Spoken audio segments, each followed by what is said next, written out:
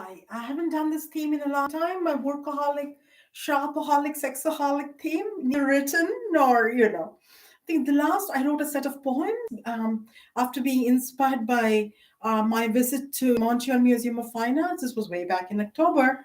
And so uh, we begin with workaholic Monet. Okay, Claude Monet as painted by Pierre Auguste Renoir. Um, Painting in his garden in Argenteuil. All right, here goes. Let us show Claude Monet. Oh, yeah.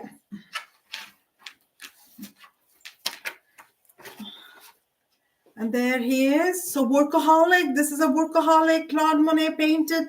This is a difficult painting to make. And there's a number of paintings of his. Garden in Argenteuil. Maybe he liked gardening also. I have no idea. So, and this is the shopaholic. The second one, Monet reading a newspaper, and he had to have paid for a subscription. Shopaholic, newspaper subscription. So all of you, get your subscriptions for the Globe and Mail, Toronto Star, or whichever newspaper. The Ottawa Citizen, the LA Times, New York Times. We have the international edition. Today I have to read it. And then Sexaholic.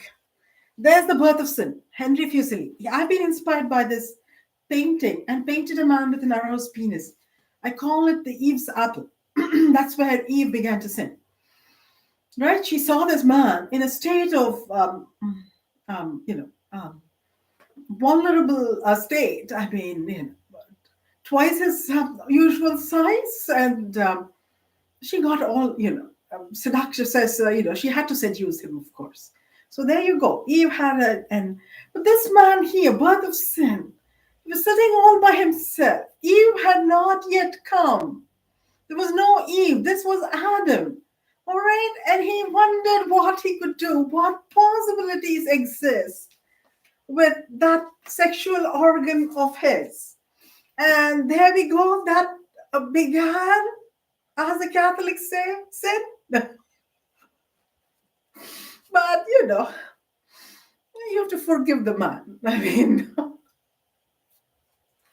it was he had finished working in the fields. There were no women around, but he couldn't quite get there because he had to see pictures of women. But then, I thought Renoir's Bathers, the famous painting, you can look it up. I won't show it to you. It's not a women's sexaholic painting, a female sexaholic. All these three paintings are for heroes. And it's for a man, because everybody bathes naked. I mean, unless you're in a bathing suit and swimming, or you're dipping yourself in the water, enjoying yourself. But so that's for a man. It's a sexaholic as a man. So he had to have so he never got anywhere until Eve came. So there you go. So God blessed Adam in a way. And literature. I promised you literature. Okay. Heroine. This is a child. It's a 14-year heroine of Charles Dickens. Ned. She is a workaholic in the old curiosity shop. All right. She, looks after a grandfather who runs a curiosity shop who has a gambling addiction. The grandfather has a weakness for gambling. Yeah. And kind of gets poverty on himself and his granddaughter because he has lost in gambling, has run up gambling debts. So they both walk miles and miles, go to the country, and at the end of the story she dies, which was a kind of release for her, and relief to the reader, because how much more as I was watching My Cousin Vinny, and how much more shit can you pile on this young 14-year-old girl? Shopaholic, Pride and Prejudice, Elizabeth Bennet. I forgot to name her. Excuse me, I beg your pardon. It's too much water, I think. Yeah, it's getting my burping glands burping. So Elizabeth Bennet, wrangles a trip to London from her father. Yeah, from what's the place they live in? I forget now. They live in, but the story begins with, a single man with blessed with a fortune must go around looking for a bride, of course, in Jane Austen's language. So, or yeah, so that there you go. And then so she is a shopaholic. She has a wonderful time in London, looks realizes the true value of Mr. Darcy and that sort of thing. And then sexaholic are debated. Emma, this woman is selfless. And she tries to match me this friend of hers, I mean, who's slightly lower in station, because Emma is, from a rich aristocratic family. And but she herself per se, till she realizes Mr. Knightley, isn't it? It's Mr. Knightley is fond of her, and so they, and her own friend has set her sights too high for herself while longing for Mr. Knightley. Um, she is not kind of into the romance aspect of her own life. But I found, I remember Regency Buck, Judith, I think, the heroine, and I looked it up. I couldn't find my own copy. My book is in tatters, actually, or it's hidden behind the Christmas tree. So I borrowed from the library. And the woman, it's blondes are not in fashion. This was British society. Golden hair was a given for them. All right, they longed for dark hair, or maybe they had conquered too many dark skinned nations. So blondes were not the fashion, the hero says. But he gives her a kiss, surprises her with a kiss. You remember this woman is, showing her stocking feet with her dress raised a few inches higher, neat turn of the ankle. That had those men, panting for them, so to speak, in regular times. Here, what do these women possess? Here, there are strip bars and lap dances and etc. And men are restrained. I like the control though. Those days, men didn't pay a huge price. There was these rich, wealthy men who could get away with rape. I mean, remember Tess of the D'Urbervilles? Very nice language, Thomas Hardy's, but he actually resorts to rape of Tess. It's not actually said that way. Very diplomatic language, very delicate language, but he rapes Tess. And Alex, what's his name? Alex Corwell, but I can't remember. So they would resort to, and heaven help these women, they would become pregnant and that sort of thing.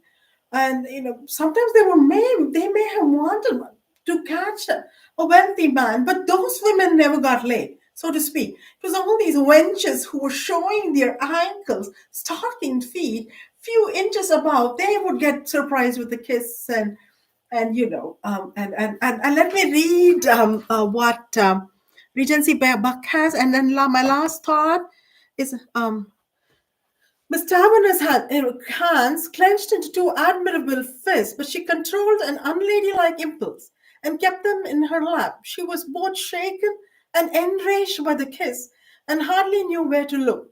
No other man than her father or Peregrine, her brother, had ever dared to kiss her. And I guess she supposed the gentleman to have written her down as some country tradesman's daughter from a Queen Square boarding school. Her old-fashioned dress was to blame, and no doubt that abominable gait.